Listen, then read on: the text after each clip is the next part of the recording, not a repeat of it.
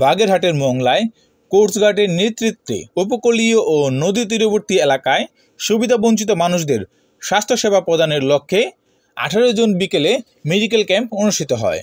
Coast guard media কর্মকর্তা lieutenant commander Harunur Rashid বলেন, প্রতিষ্ঠা লগ্ন থেকে বাংলাদেশ কোস্টগার্ড উপকূলীয় এবং নদী তীরবর্তী অঞ্চলের সুবিধাবঞ্চিত মানুষদের বিভিন্ন প্রয়োজনে এগিয়ে এসেছে।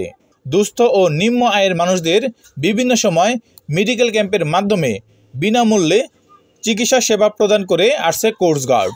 এরই ধারাবাহিকতায় 18 জুন বুধবার সকাল 10টা থেকে বিকেল 3টা পর্যন্ত কোস্টগার্ড পশ্চিম জোন কর্তৃক খুলনার দাকুব থানাধীন নুরিয়াল ও তৎপর সংলগ্ন এলাকায় তারুণ্যের উৎসব 2025 শীর্ষ মেডিকেল ক্যাম্পের পরিচালনা করে প্রায় 2 শতাধিক অসহায়, দুস্থ ও শিশুদের বিনামূল্যে চিকিৎসা সেবা, প্রয়োজনীয় ওষুধ সামগ্রী প্রদান করা হয়।